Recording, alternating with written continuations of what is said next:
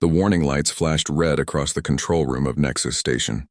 Admiral Kethvar's 6 arms moved quickly over his command panel as alarms rang through the massive space station. His purple skin turned darker with worry as he read the impossible data on his screen. "Show me the readings again," he ordered his sensor officer. Lieutenant Vexnara, a young Catherian with silver scales, checked her instruments twice before speaking. "Sir, we detected a ship moving through hyperspace, but it leaves no energy trail. All known ships create massive energy waves when they travel between dimensions. This one, it's like it's not even there." Kethvar had commanded ships for 40 years. He had seen every type of vessel the galaxy had to offer. The consortium pirates used stolen Valdorian ships. The rebel groups flew old mining craft. Even the mysterious traders from the far rim used standard hyperspace drives. But this was something new. "Could our sensors be broken?" he asked. "No, sir. I ran full diagnostics 3 times. The gravitational sensors show something big moving through space. Mass readings suggest a ship about 200 meters long, but the energy sensors show almost nothing. It's like the ship is there but not there at the same time." On the main screen, Kethvar watched the sensor display. A faint dot moved slowly across the star map. It appeared for a moment, then vanished, then appeared again somewhere else. The movement pattern made no sense. Ships had to follow the natural flow of hyperspace currents. This thing seemed to ignore all the rules. "Send a message to Fleet Command," Kethvar ordered. "Priority 1. Unknown vessel detected using technology we don't understand." Across the Valdorian Empire, similar reports came in from other listening posts. The mysterious ship had been spotted at the edge of 7 different star systems. Each time the same impossible readings. Each time the ship vanished before any patrol could reach it. Fleet Admiral Zesthu received the reports in her office on the capital, world of Valdoria Prime. She was a tall Catherian with golden scales that showed her high rank. Her office walls were covered with battle maps and pictures of famous victories. The Valdorian Empire controlled 300 star systems through military strength. They had never met an enemy they could not defeat, but this unknown ship worried her. "Gather the War Council," she told her aide. "We need to discuss this threat." 2 hours later, the most powerful leaders in the Empire sat around a large table. General Thaknar represented the Hegemite ground forces. Admiral Veltar spoke for the Catherian space fleet. Dr. Orendax was the Empire's chief scientist. Each species brought their own skills to the Empire, but all served the greater goal of expansion and control. "The ship has been spotted 12 times in the past day," Zesthu began. "Our best sensors cannot explain how it moves. Our fastest ships cannot catch it. This represents either a new weapon from the consortium or something else entirely." General Thaknar slammed one of his 6 fists on the table. The Hegemites were known for their quick temper and love of battle. "If the consortium has new ships, we attack them now before they build more. We show them the price of challenging the Empire." "Wait," Dr. Orendax said quietly. The old scientist was a member of the Vorth species, known for their careful thinking. "This technology is beyond anything the consortium has shown. Their ships are crude copies of our designs.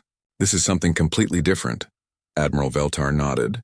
"The movement patterns don't match any known species. The ship appears to fold space around itself rather than tear through it like normal hyperspace drives. The energy readings suggest they use a completely different approach to faster-than-light travel. Could it be the architects?" General Thaknar asked. Everyone at the table became quiet. The architects were an ancient race that had built massive structures throughout the galaxy millions of years ago. Then they had vanished, leaving behind only ruins and questions. "The architects have been gone for over 2 million years, Dr. Orendax replied. "Their technology was based on different principles than ours. But nothing in their ruins suggests this type of stealth capability." Fleet Admiral Zesthu stood up and walked to the large window that looked out over the capital city. Millions of beings from dozens of species lived and worked below. All of them depended on the Empire's strength to protect them from the chaos of the galaxy. "If this is a new enemy, we must be ready," she said. "I'm ordering all border fleets to maximum alert. Any ship that cannot identify itself will be destroyed. We cannot allow unknown technology to threaten our people." "What if they're trying to make contact?" Dr. Orendax asked. "The ship hasn't attacked anyone.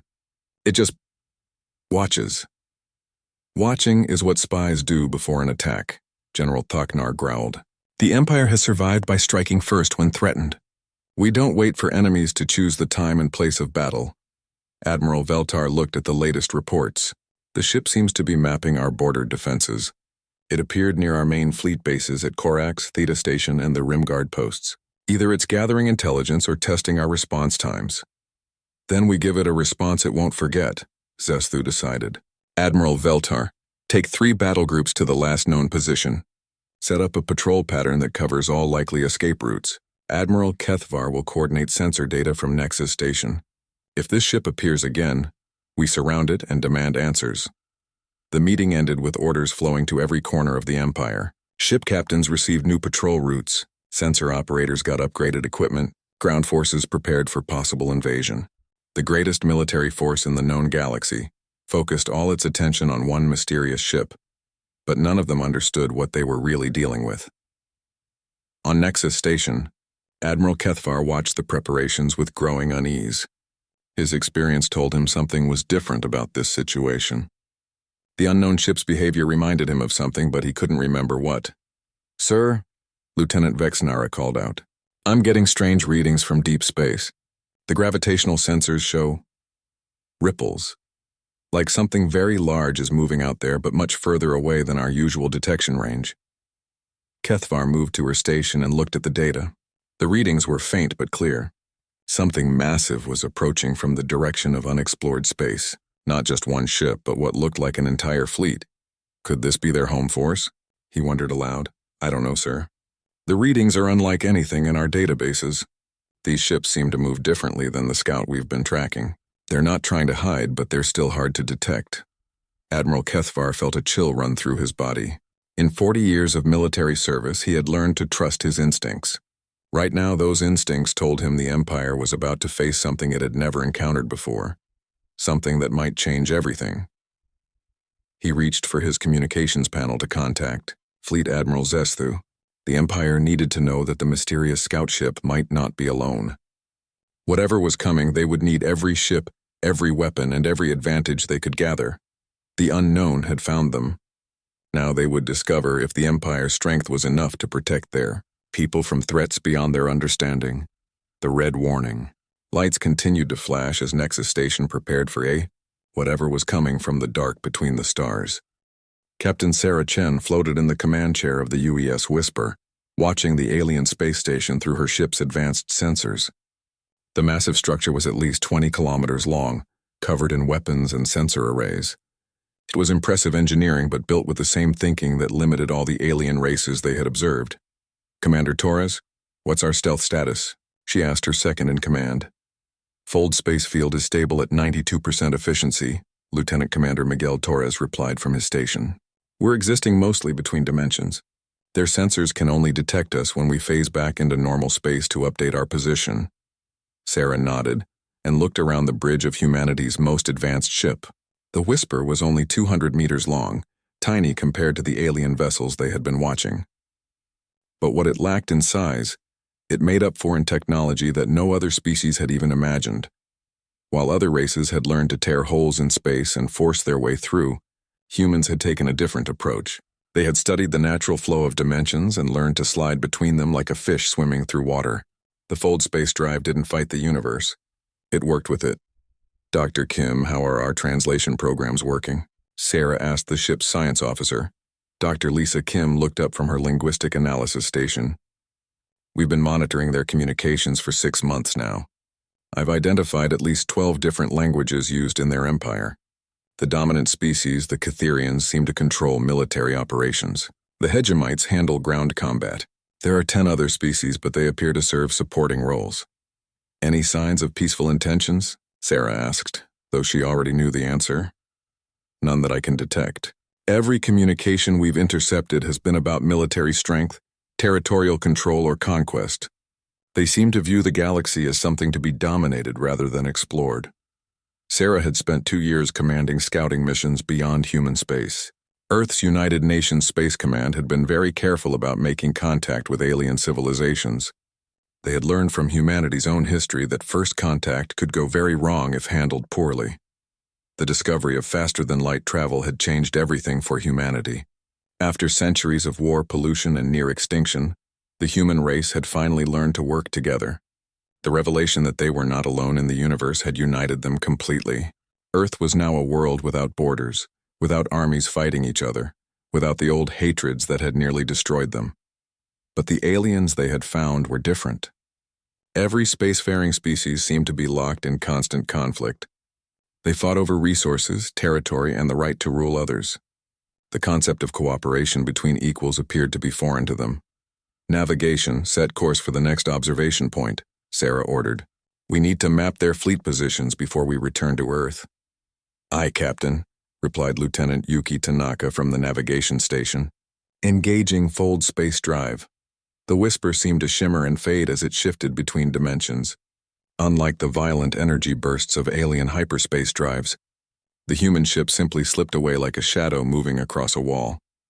Sarah had grown up on Earth during the Unification Wars, the last great conflict that had finally taught humanity to put aside their differences. She remembered the day the fighting stopped, when people realized they had a choice between destroying themselves or reaching for the stars together. The choice had not been easy. Every nation, every group, every individual had to give up something they thought was important. But they had learned that survival meant cooperation, and cooperation meant trust. Now, as she watched the alien empire prepare for war against an enemy they didn't understand, Sarah wondered if these species could ever learn the same lesson. Captain, Dr. Kim called out, I'm detecting massive fleet movements. They're repositioning ships throughout their border systems. This looks like preparation for a major military operation. Sarah studied the tactical display. 3 large battle groups were moving toward the area where the whisper had been detected earlier. Each group contained dozens of ships, from small patrol craft to massive dreadnoughts that could destroy planets. They're hunting us, Commander Torres observed. Can you blame them? Sarah replied. From their perspective, an unknown ship with impossible technology has been spying on their territory. They're doing exactly what any military force would do. So what do? Run back to Earth and report that the galaxy is full of hostile aliens? Sarah considered the question carefully. The mission orders from Earth were clear. Observe, learn, and return with information. Do not make contact. Do not reveal human technology. Do not start an interstellar war. But those orders had been written by people who thought all first contact would be peaceful. They had hoped to find other species like humanity, races that had learned to value cooperation over conquest. Dr. Kim, in all your analysis of their communications, have you found any evidence of individual thinking? Any signs that members of these species can question their leaders or change their society? Dr. Kim thought for a moment. Actually, yes. I've detected several conversations that suggest some of their people have doubts about their military approach. There's a scientist named Dr. Orendax who often argues for caution over aggression, and some of the younger officers seem to question why they always choose war over diplomacy. So they're not all warlike by nature. They've just built societies that reward aggression. That's my assessment. These species have the capacity for different thinking, but their cultures push them toward conflict. Sarah made a decision that she knew would change everything. Set course for Earth. We need to brief the UN Council immediately. What are you thinking, Captain? Commander Torres asked. I'm thinking that maybe these aliens aren't so different from us. Humanity spent thousands of years fighting wars we didn't need to fight. We built weapons we didn't need to build. We almost destroyed ourselves before we learned there was a better way. The whisper began its journey back toward human space, but Sarah's mind was already working on a different plan. The UN Council would want to avoid contact with the alien empire. They would recommend building defenses and waiting to see what happened. But Sarah had seen enough of the galaxy to know that waiting usually led to war. Someone had to make the first move toward peace. Someone had to show these species that there was an alternative to endless conflict. The question was whether humanity was ready to take that risk. Commander Torres, how long until we reach Earth? At maximum fold space velocity, 18 days. And how long would it take to get back here? Torres looked puzzled. About the same. Why? Because I think we're going to need to come back. The galaxy is about to change, and humanity might be the only species that can guide that change in the right direction. The whisper continued through fold space, carrying information that would shock the leaders of Earth. Behind them, the Valdorian Empire prepared for war against an enemy they could not understand. Neither side knew that the future of galactic civilization might depend on the choices made by one human captain who believed that peace was always worth fighting for. Admiral Kethvar stood on the bridge of the massive dreadnought Hegemony's Fist as 3 battle groups converged on the coordinates where the mystery ship had last been detected. Around him, his crew worked at their stations with the precision that had made the Valdorian Empire the dominant force in the galaxy. Battle Group 7 is in position, reported his communications officer. Battle Group 12 reports ready status. All sensor nets are active. The trap was perfect. 63 ships arranged in a formation that covered every possible escape route. The unknown vessel would have to appear eventually, and when it did, they would have answers. Sir, detecting gravitational anomaly bearing 27 Mark IV, called out his sensor operator. Something's coming out of hyperspace. All eyes turned to the main display screen. The familiar energy burst of a ship leaving hyperspace lit up the darkness, but something was wrong. The energy signature was wrong. The ship seemed to appear gradually rather than all at once, like a photograph slowly coming into focus. That's impossible, whispered the sensor operator. Ships can't partially exist in hyperspace. The dimensional stress would tear them apart. The whisper materialized fully into normal space, and Admiral Kethvar got his first clear look at the vessel that had alarmed the entire Empire. It was sleek and dark, with smooth curves unlike the angular designs of Valdorian ships. No visible weapons, no obvious engines. It looked more like a piece of art than a warship. Open communications, Kethvar ordered. All frequencies. Unknown vessel, you are surrounded by ships of the Valdorian Empire. Identify yourself immediately or we will open fire. The alien ship didn't respond. Instead, it began to move. Captain Sarah Chen sat in her command chair, analyzing the tactical situation. 63 ships in a carefully planned formation. Multiple weapon types, from plasma cannons to gravity bombs, shields up and ready for battle. These aliens were definitely military professionals. They're demanding we identify ourselves, Dr. Kim reported. Multiple languages, but the tone is clearly a threat. Any signs they're willing to talk rather than fight? Sarah asked. None. Their communication protocols seem limited to orders and threats. No diplomatic codes that I can detect. Sarah had hoped for a peaceful first contact, but the aliens had made that choice for her. Now she had to decide how to respond to a threat without starting a war. Commander Torres, how many ways out of this formation can you calculate? By conventional tactics? None. They've blocked every hyperspace exit point within 10 light minutes. Good thing we don't use conventional tactics. Lieutenant Tanaka, prepare for evasive maneuvers. Dr. Kim, start broadcasting our basic mathematics and physics formulas on all frequencies. Maybe we can get them to think instead of just shoot. The whisper began to move, and Admiral Kethvar realized he was seeing something unprecedented. The alien ship didn't follow any known tactical doctrine. Instead of trying to break through their formation or fight its way out, it simply disappeared. Where did it go? He demanded. Still there, sir, but the sensors can barely detect it. It's like the ship is flickering in and out of existence. The whisper was using its fold space drive in a way no alien could understand. Sarah had ordered Lieutenant Tanaka to shift the ship rapidly between dimensions, spending most of its time in fold space but appearing briefly in normal space to change direction and speed. To the Valdorian sensors, it looked like the ship was teleporting randomly around the battlefield. All ships open fire, Admiral Kethvar ordered. Target the last known position and saturate the area. Hundreds of energy beams and projectiles filled the space where the whisper had been, but the human ship was already somewhere else. The alien weapons struck nothing but empty space. Sir, the target is now behind Battle Group 12, his sensor operator reported. No, wait, it's above Battle Group 7. No, I can't track it. The ship is moving in ways that violate physics as we understand it. Captain Sarah watched the alien fleet's confused response and felt a mixture of admiration and sadness. These were skilled military officers doing their best to defend their territory, but they were trapped by their own rigid thinking. Lieutenant Tanaka, take us below the galactic plane. Let's see if they can follow us where no sane pilot would go. The whisper dove downward from the main battle area, heading toward the dangerous gravitational fields that existed between star systems. The space below the galactic plane was filled with dark matter streams and gravitational anomalies that could crush a ship or tear it apart. They're following us, Commander Torres reported. 12 ships breaking formation to pursue. Of course they are, Sarah said. They think like conquerors. They can't let an enemy escape, even if chasing us puts their own ships at risk. Admiral Kethvar watched in growing alarm, as his pursuit ships reported increasingly dangerous conditions.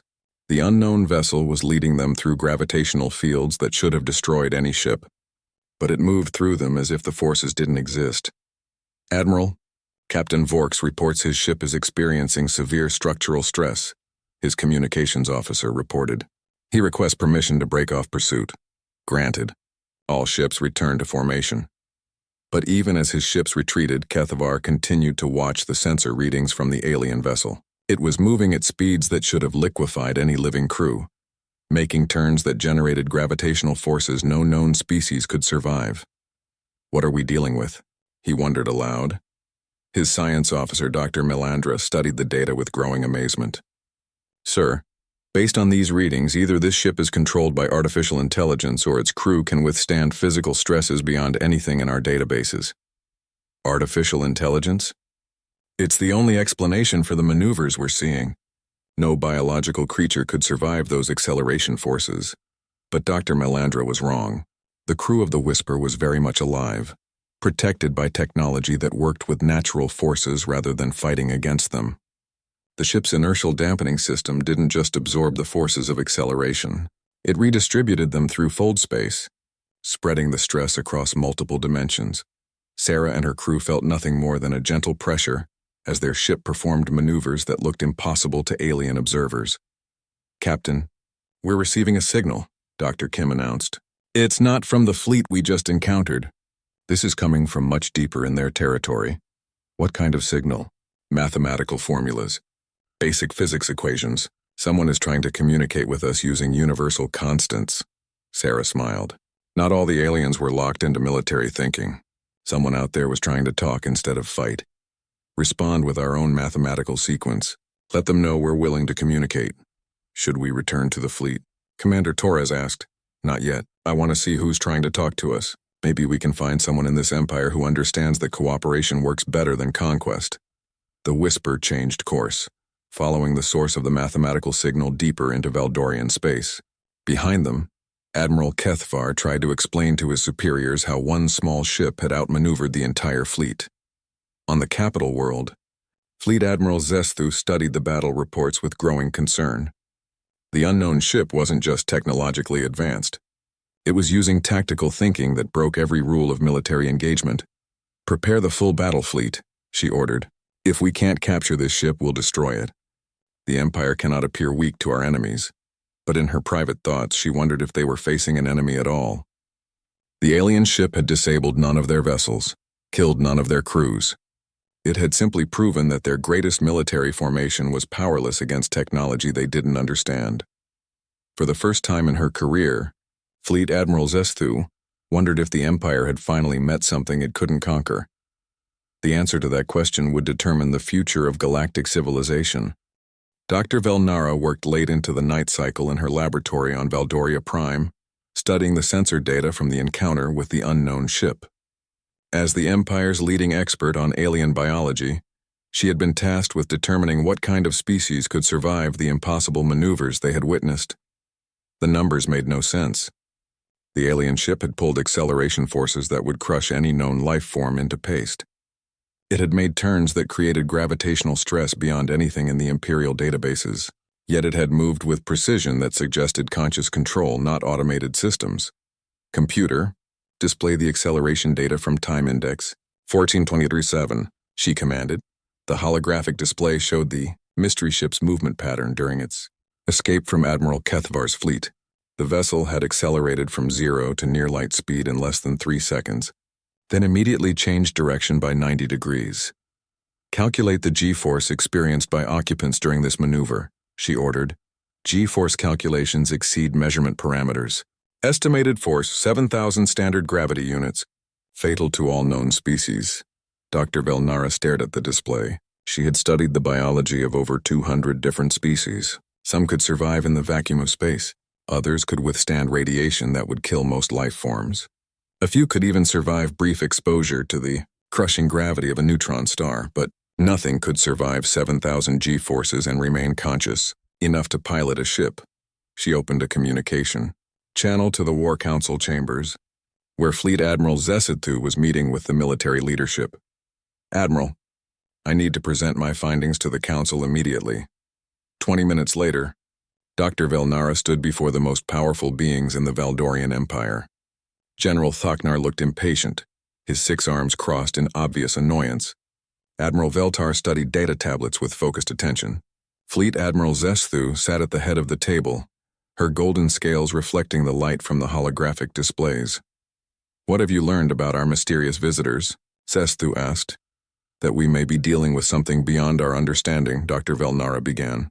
"The acceleration patterns recorded during the encounter suggest one of 3 possibilities. First, the ship is controlled entirely by artificial intelligence. Second, the occupants are mechanical beings rather than biological life forms. Third, we are facing a species that has evolved beyond normal physical limitations." "Explain the third option," Admiral Veltar requested. Dr. Velnara activated the holographic display, showing comparative data from known species. "Every sapient race we have encountered evolved on a planet with relatively stable conditions. Gravity between 0.8 and 1.2 standard units, atmospheric pressure within acceptable ranges, manageable radiation levels." She changed the display to show a theoretical world with extreme conditions. But what if a species evolved on a world where survival required adapting to forces that would kill us? What if they developed internal structures that could withstand acceleration we consider impossible? General Thoknar slammed a fist on the table. "You're suggesting we're facing some kind of super beings? That's ridiculous. Every species has limitations, perhaps. But consider this. Humans on ancient Earth could lift objects weighing 1/10 their body mass. Hegemites from your high-gravity world can lift objects weighing twice their body mass. What if these aliens evolved under conditions so extreme that forces which would kill us are normal for them?" The room fell silent as the implications sank in. If Dr. Velnara was correct, they weren't just facing advanced technology. They were facing a species whose natural abilities exceeded anything in the Empire. Fleet Admiral Zesthu stood and walked to the large window overlooking the capital city.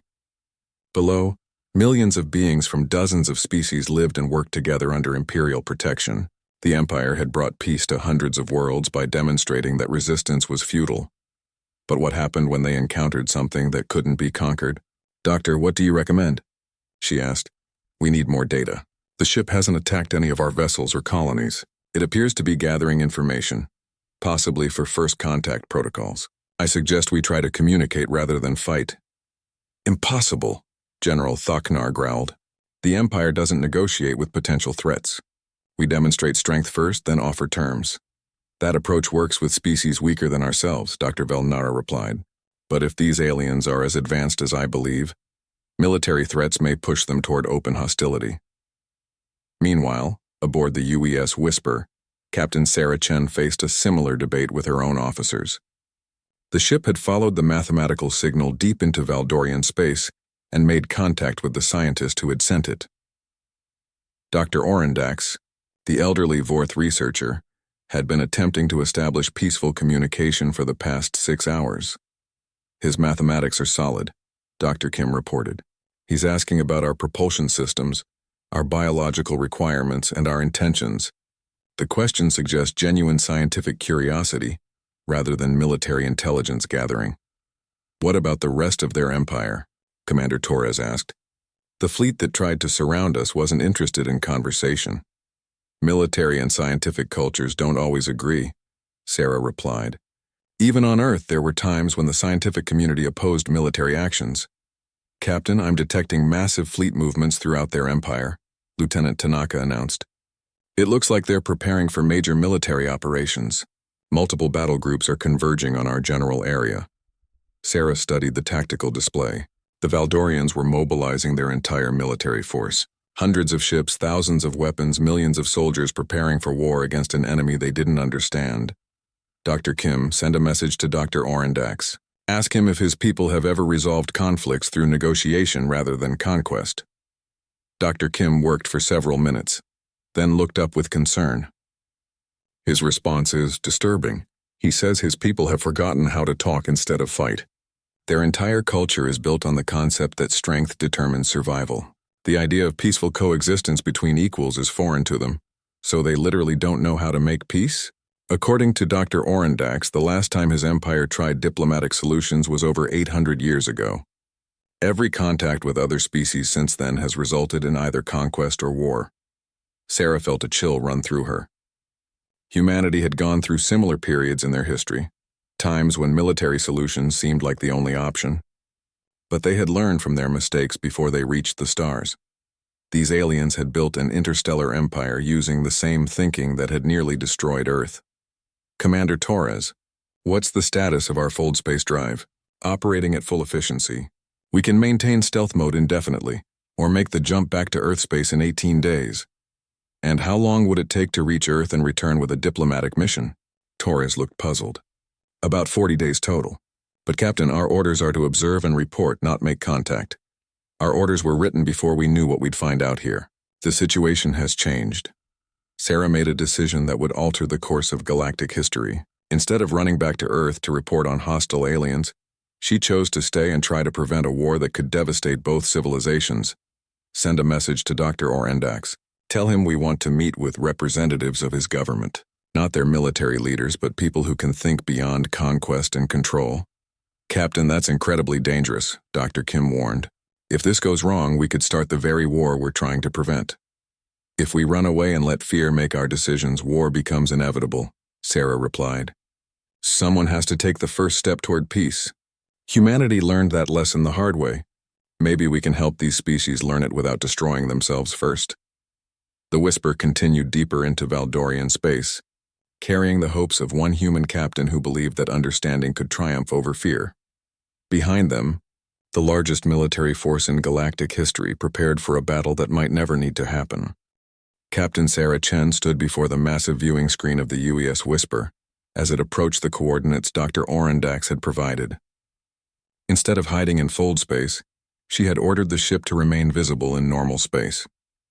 It was time to stop being a shadow. All Valdorian frequencies are active, Dr. Kim reported. They know we're here. Good, open a channel on all frequencies. It's time they heard what we have to say.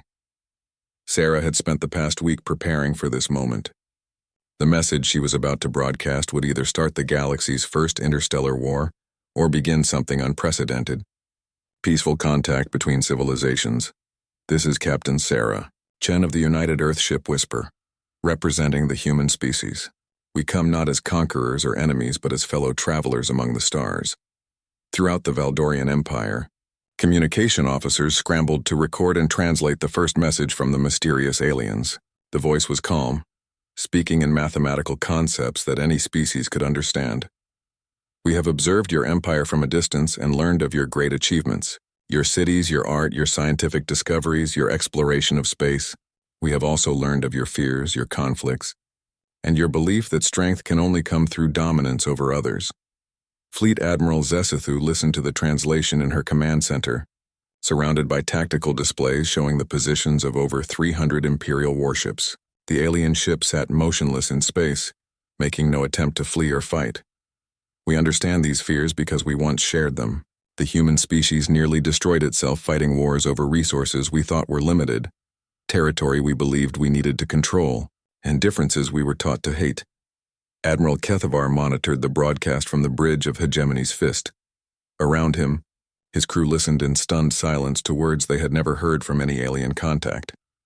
But we learned something that changed our entire civilization. We learned that the universe is not a place of scarcity to be fought over, but a place of infinite possibility to be shared. We learned that cooperation creates more wealth than conquest. We learned that diversity of thought and culture makes us stronger, not weaker. Dr. Velnara recorded every word in her laboratory, her mind racing with the implications. This wasn't a military threat or a demand for surrender. This was something the Empire had never encountered, an offer of partnership. Sarah's voice continued, carried across star systems to billions of listening ears. We offer you freely the gifts of our knowledge, not as trade for your submission, but as an expression of what we believe. That all intelligent life has value, and that we are stronger together than apart.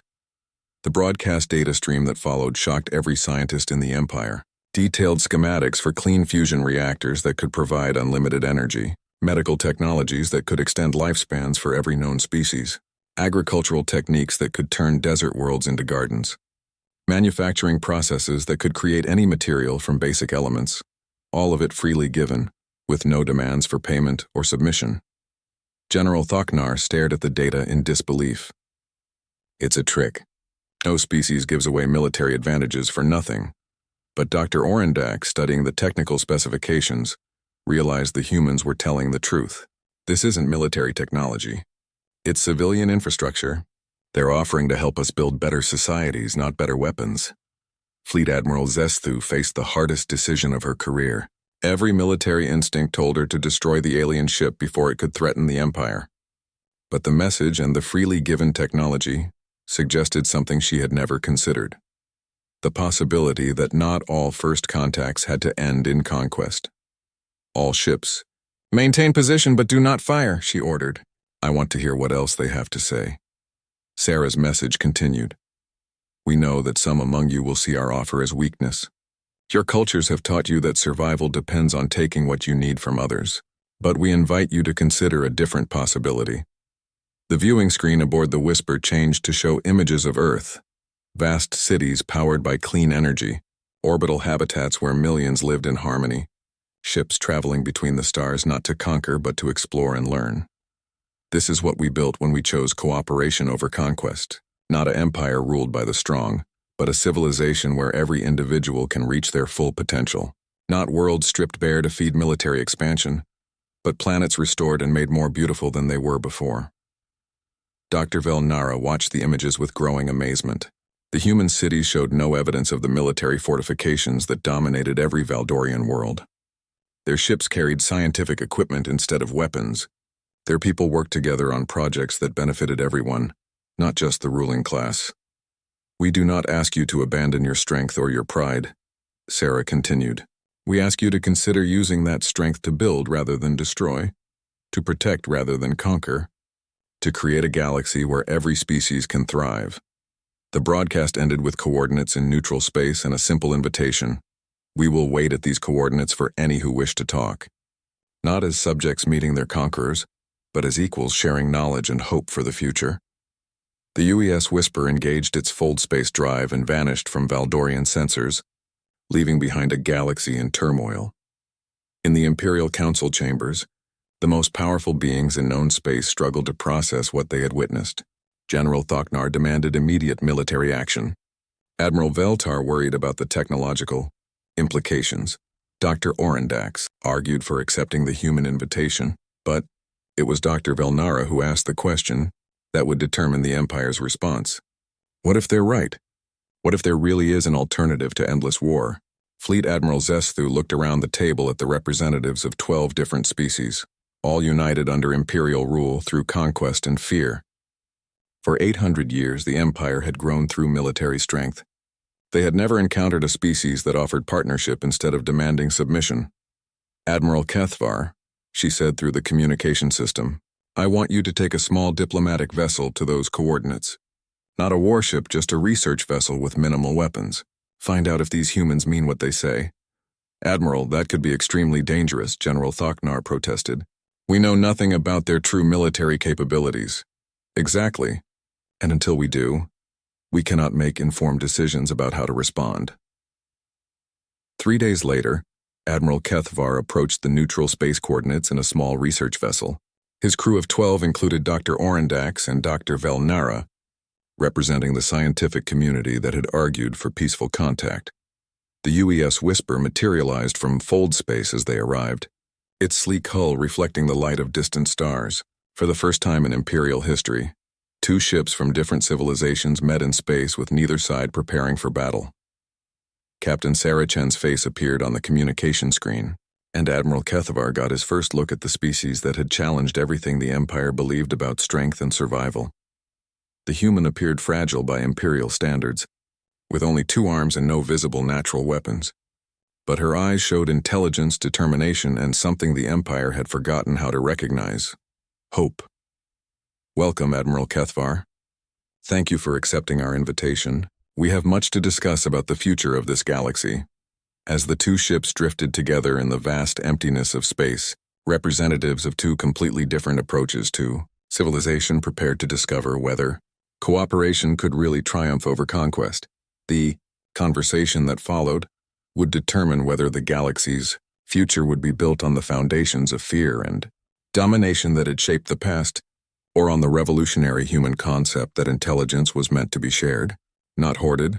Admiral Kethvar, Dr. Orendax, and Dr. Velnara were about to learn what the rest of the galaxy would soon discover: that humanity's greatest weapon was not their technology, but their unshakable belief that a better future was possible for everyone. The age of endless war was ending. The age of cooperation among the stars was about to begin.